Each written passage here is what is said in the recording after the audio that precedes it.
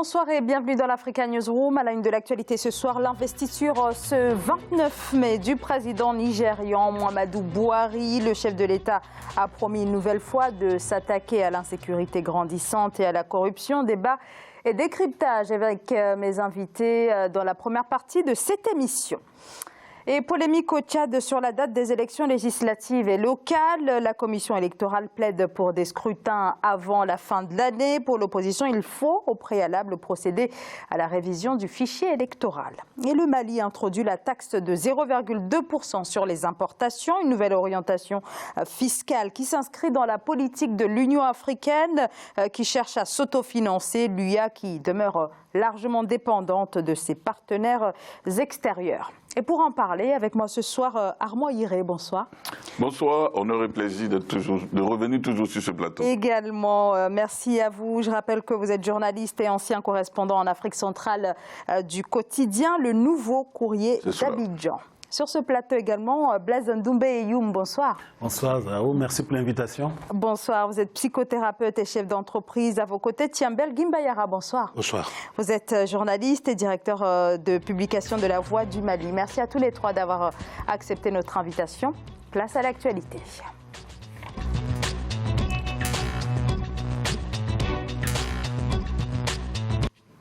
Au Nigeria, le président Muhammadu Buhari a été investi ce mercredi pour un second mandat de 4 ans. Cérémonie à Eagle Square à Abuja. Un nouveau mandat qui s'ouvre donc pour le chef de l'État et les mêmes défis que lors de son arrivée au pouvoir en 2015, au premier rang desquels la relance de l'économie et la lutte contre l'insécurité. Ashley Duprat ouvre un nouveau chapitre le 29 mai, celui du deuxième mandat du président Muhammadu Buhari. Dans le stade d'Abuja, celui qui a déjà dirigé en 1983 le Nigeria, puis a été élu pour la première fois de manière démocratique en 2015, a prêté serment au cours d'une cérémonie sobre et brève, sans discours ni dirigeant étranger. Moi, Muhammadu Buhari, je promets que je porterai allégeance à la République fédérale du Nigeria et que j'accomplirai mes devoirs à hauteur de mes meilleures capacités en respect de la Constitution. Ainsi démarre le second quadriennat du président Buhari, surnommé Baba Goslo par l'opposition pour la lenteur de son premier mandat. Le chef de l'État nigérian doit faire face à de nombreux défis, l'insécurité rampante et la corruption endémique. Et c'est cette dernière que le président Buhari a placée au cœur de ses priorités avec la relance de l'économie.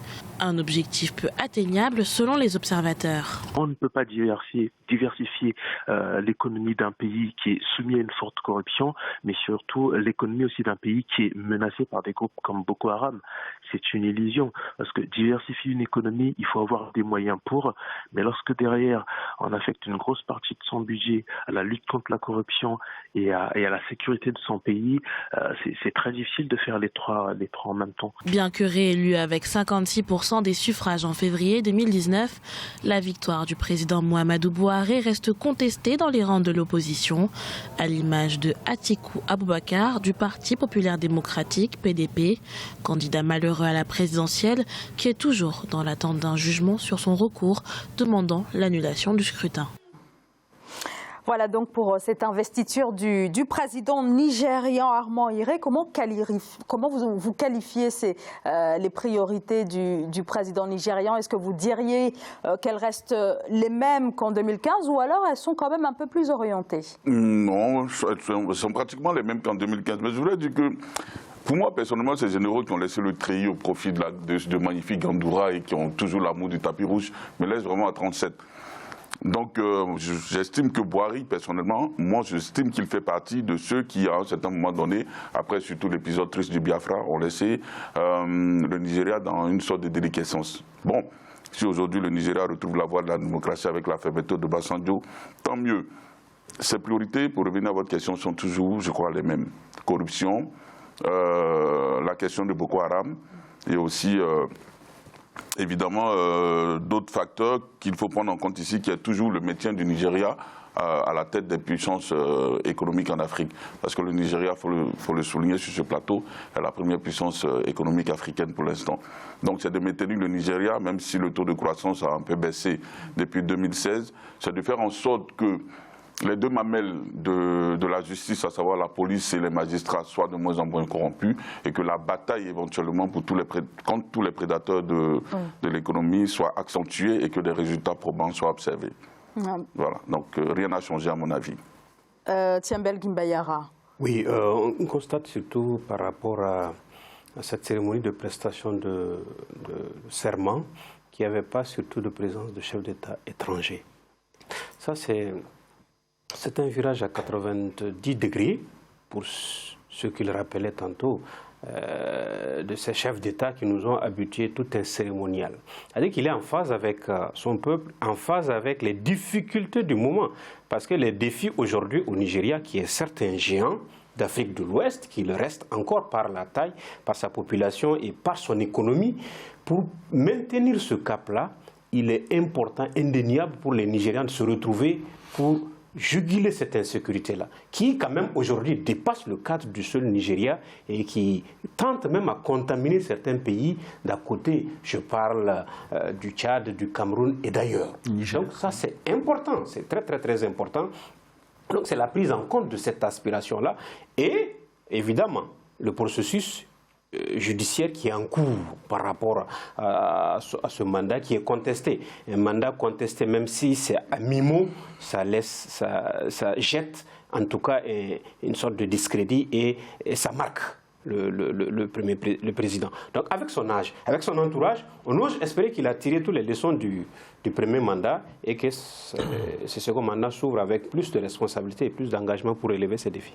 Blaise Ndoumbe-Youm, alors le président très attendu puisque son premier mandat n'était pas... en tout cas, il y a des choses qui ont été impulsées, certes, mais il faut aller plus loin. C'est pour ça que j'ai posé la question tout à l'heure de savoir si ces orientations ne sont pas quelque peu orientées, par exemple, sur la lutte contre la corruption. Il dit qu'il faudrait aller au-delà des arrestations, s'attarder un tout petit peu plus sur les procédures judiciaires, par exemple. Donc ça, c'est quand même assez important et il met véritablement l'accent là-dessus, Blaise.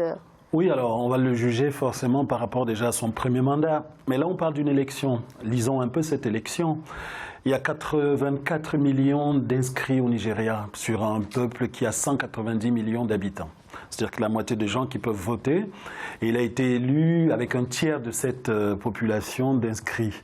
Donc c'est très peu. Un taux d'abstention qui dépasse les 50%. Donc une participation de 34%, ça veut tout dire pour quelqu'un qui a déjà fait un premier mandat. Qu'il soit contesté en soi par son opposant, bon, c'est classique en Afrique. Aujourd'hui, on voit toutes les élections se suivent par ces contestations. Mais la réalité est que pour l'insécurité dont on parlait tout à l'heure, intérieure, on n'a pas parlé du problème des terres, des agriculteurs au centre du Nigeria qui ont des grands problèmes avec les populations des éleveurs qui traversent leur zone dans le centre du Nigeria. C'est un problème interne. Un grave problème au nord-est du Nigeria qui partage une très grande frontière entre le Niger, le Tchad et le Cameroun, de son nord au nord-est jusqu'en bas du Cameroun, infesté par des groupes qui partent du nord avec Boko Haram et les anciens guerriers du Biafra dans la zone pétrolière au sud. C'est de graves problèmes d'insécurité qu'il doit déjà gérer. Il a un peu contenu l'avancée de Boko Haram qui avait pris des fiefs importants dans l'est du Nigeria. Il a fait face à cette... mais on connaît aussi le problème des élèves, des 200 élèves qui a fait tant parler, qui a montré la faiblesse. Les lycéens de Chibok. Voilà. Or, on parle quand même de la 4e armée africaine. La 4e armée africaine, l'armée nigériane, elle est réputée être une armée pléthorique, mais qui n'est pas suffisamment organisée pour combattre en son sein le Boko Haram, qui aujourd'hui dépasse largement ses propres frontières nigérianes, infeste, comme il a dit très bien, le Cameroun, le Tchad, le Niger et dans une certaine mesure le Bénin. Va même plus loin avec les problèmes qu'on retrouve au Mali, qui viennent descendre jusqu'au Burkina Faso, qui infestent en fait toute cette région-là. Alors il a de graves, parce que c'est un grand État, le Nigeria, on l'a dit, c'est la première puissance économique d'Afrique, avec un PIB qui avoisine les 580 milliards de dollars, bien au-delà, 2 fois pratiquement plus que l'Afrique du Sud, qui est la 2e puissance économique, l'Égypte étant la 3e. Donc il faut dire qu'il s'agit d'un grand pays qu'il faut quand même respecter. Alors derrière les problèmes de corruption, mais ça n'a pas empêché que ce pays soit aussi puissant économiquement. Il faut qu'il les résolve. Comment va-t-il s'y prendre? Quels moyens va-t-il y mettre? Je doute fort que son second mandat soit meilleur que le premier, parce qu'il est assez essoufflé quand même, et on le voit par les chiffres que je viens de dénoncer. Armand Uriel, alors là, peut-être pour tous ces défis à la fois économiques, mais aussi sécuritaires, là, on attend clairement l'annonce du futur gouvernement pour voir si oui ou non il y aura rupture finalement. On attend l'annonce du futur gouvernement, un gouvernement dont il n'a fait mention nulle part. Sa dernière interview, la question lui a été posée. Il a dit qu'il n'en parlerait, il n'en a parlé pour l'instant à personne et que ce n'était pas aux confrères qui étaient en face de lui qu'il en parlerait maintenant. Donc je pense qu'il va mettre en place, selon ses objectifs, un gouvernement de, comment on va dire ça, un gouvernement qui se mettra véritablement à travailler, un gouvernement de mission, comme on l'appelle souvent dans ce genre de cas-là. Mais il faut dire que je pense quand même qu'il faut donner un léger chèque en blanc à Mamadou Bouhari parce que aujourd'hui, Boko Haram pratiquement n'a plus de fief au Nigeria. Je pense qu'ils ont tenté même d'entacher son investiture avec l'attaque du mercredi dernier à Medjugorje, mais ça a été repoussé par l'armée, une armée qui se professionnalise de plus en plus. Mais la question du djihadisme en Afrique, elle est latente, elle est importante. Il faut prendre ça à bras le corps. Ce n'est pas un problème seulement du Nigeria. Je reviens du Niger aujourd'hui où on ne peut même pas entrer dans un hôtel délibérément parce qu'il y a tout un processus de sécurisation, de contrôle à l'entrée des espaces fréquentés dans ces capitales-là qui sont frappées aujourd'hui par la question du djihadisme. Pour moi, personnellement, pour ma part, ce que je veux dire, c'est que Mamadou Bouhari, oui, un deuxième mandat, est-ce qu'il va le réussir? C'est avec l'ensemble des forces vives nigériennes qu'il le fera. Avec l'ensemble, parce que le Nigeria, quand même, c'est un pays qui est, faut qu'on le dise, qui est assez gangréné par la corruption. Et la corruption est à un niveau tel que même quand on parle du Nigeria, quand on parle de l'opposition aujourd'hui, on reviendra par exemple sur comment l'élection s'est déroulée. Mais Aboubakar Atikou lui-même, il est considéré au Nigeria comme l'homme politique le plus corrompu. Donc vous voyez déjà qu'à un certain niveau, il y a véritablement un travail à faire et ce sera vraiment des travaux d'Hercule qui permettront à Mamadou Bouhari de partir la tête haute au soir de son deuxième mandat. D'autant plus que ses prédécesseurs ont été aussi impliqués dans des affaires de corruption.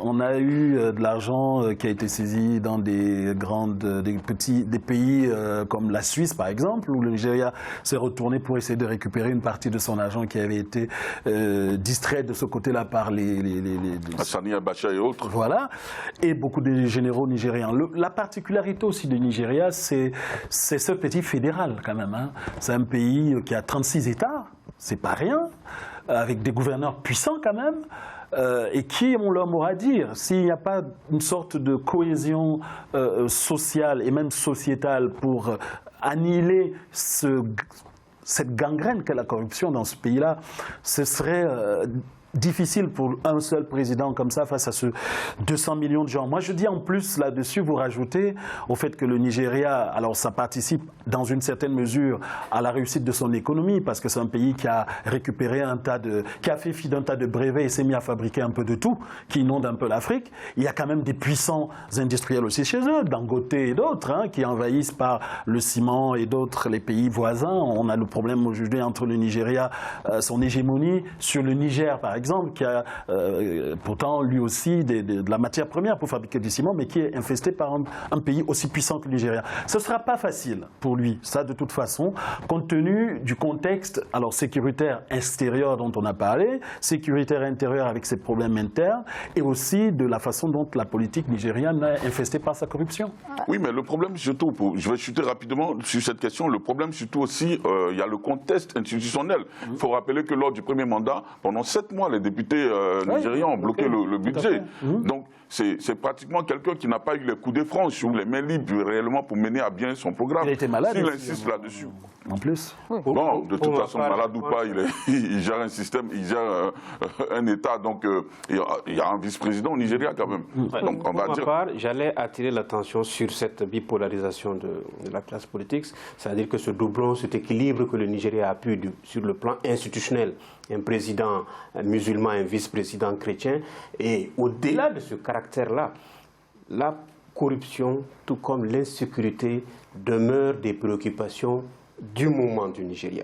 Le Nigeria pourra tenir son rang et entraîner le reste de l'Afrique par rapport à la cohésion. Il a su résister sous un système fédéral qui est une première dans nos États, et on ose espérer que le Nigeria peut sortir de cela, mais en allant au-delà de ces projections d'aujourd'hui, mais réellement constituer une économie qui puisse entraîner l'Afrique de l'Ouest d'abord, ensuite le reste. Oui, alors effectivement, le Nigeria, première puissance africaine, mais un pays où 45% de la population vit sous le seuil de pauvreté. Alors là, clairement, le président est avant tout attendu sur cette question. Évidemment, c'est pourquoi il aborde son mandat sur le signe de la sobriété. Et puis, on a toujours cette maxime dont on parle souvent. Le Nigeria, le géant au pied d'Agile, ça ne va pas être balayé du revers de la main, malgré des résultats économiques assez intéressants.